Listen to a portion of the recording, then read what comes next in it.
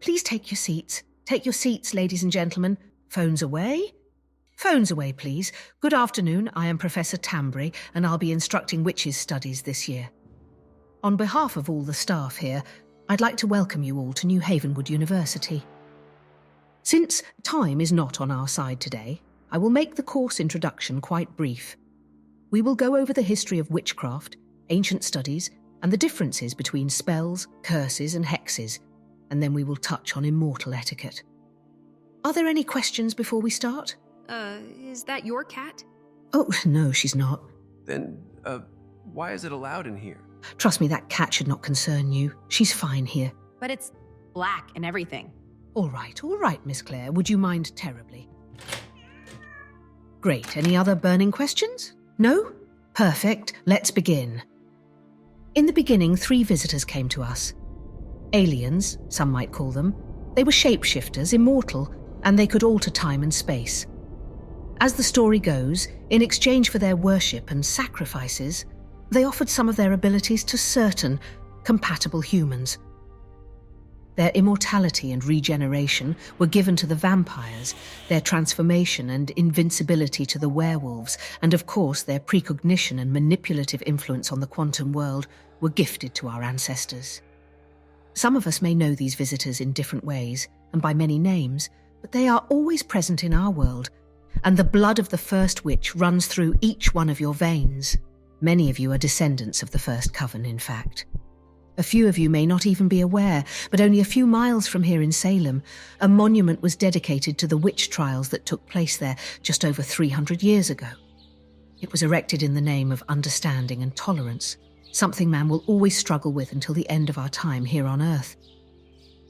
But immediately following the witch trials, the true witches of Salem, who watched their neighbours hang each other for months on end, decided they needed a greater means of protection than just simple spells and potions. They needed something stronger, something older, something ancient. 5 Coven sisters, Millicent Tilhouse, Charity Greaves, Anna Hughes, Phoebe Brown and Esther Smith, decided they may need to find a better suited place within the colonies for them to settle down and live life on their terms. And I should mention, though modern witches carrying these 5 last names consider themselves elite today, remember, we all carry the same blessings and curses of being natural witches. Aren't the Tilhouses inbred or something? Yeah, I read that somewhere online too. Oh my God, you guys, that's so messed up to say. If they were, that's none of our business. And why do they use wooden stakes to kill vampires? Like, wouldn't it be better to use metal ones or something? And what's the briny fan curse? I appreciate you are all hungry for answers, and I will provide them to you in good time. I remind you, we are stretched for time today. So the first coven, as they're known, sent an open invitation to all the witches they knew, promising them the freedom to practice witchcraft under the privileged supervision of an unknown entity that they never named. We now believe this entity was awakened using an ancient resurrection curse, one that is banned in almost all witching communities.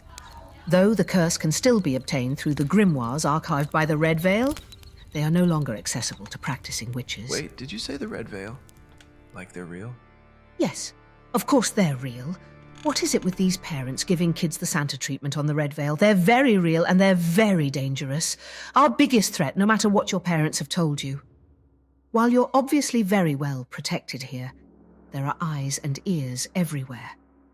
Make no mistake, they will take us down someday, and we will likely be our own undoing.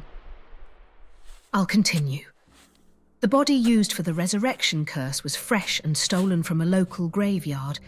It's not clear who the man or woman was, but it's been decided it was someone of little to no consequence.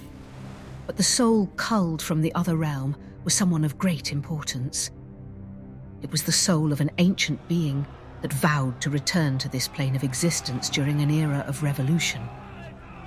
We're not sure when or where it was from, but it seems it was predestined. Not many witches have the power to manifest their own resurrection or reincarnation, but this one certainly seemed to. We're thinking it was from no more than 14 centuries into written history.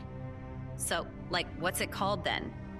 It's formally been named the Revenant. Does anyone know what that word means? I think it means... It means return.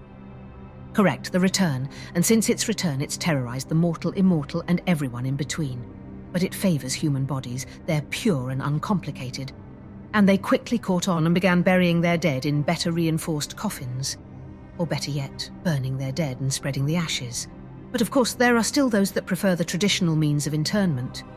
But what does it even want? Yeah, seriously. We don't know. Well, obviously it wants power. It wants all the knowledge of the world. In this one, and the next. Presumably, yes. The Revenant jumps from body to body. The fresher and younger the corpse, the better. You may never know you're looking into the eyes of the Revenant until it's groomed and cornered you. The reason I'm telling you this is to warn you. To armor you with information. The more you know, the stronger you will be. The First Coven may have had the best intentions for themselves and their kind, but they unleashed a power that can never be bridled. They did something that can never be undone. So, how do we stop it? I mean, what can we do about it now? We continue our work and we stay prepared and alert. Why don't we just, do what the First Coven did and, I don't know, take its side? What's the big deal? Some witches would agree with you. They cursed objects and sent them out into the world, hoping they can will the poor souls into the hands of the Revenant to devour. Some witches believe this entity protects them and safeguards the interests of witches all over the world. But there's no proof of that. In fact, it's been proven that the reason witches grow more powerful when they create these cursed artifacts is that we become imbued with renewed power when we impart it to other objects. The energy inside these things becomes concentrated into essence, as the alchemists call it. It's what powers our talismans. But there's no proof that the Revenant is anything more than an insatiable boogeyman, possessing his way through history. Its whereabouts will never be known, but there will always be a trail left in its wake. So, there's no way to kill it? Well, we do have our suspicions, theories if you will. We may need to kill it with fire, remove the head and burn the heart. Then we'll need to create a banishing curse, which is very involved and not for the squeamish. Without the original grimoires of the First Coven, we'll never know for certain what the anti-curse was. Which leads me to my next point. If you ever come across anyone who shares the hallmarks of a member of the Guild of Dionysius or the Red Veil, do not engage. Do not interfere with their business. Always be on the defense. In time, we will instruct you on how to properly protect yourselves from these people. But before I continue, does anyone have any questions?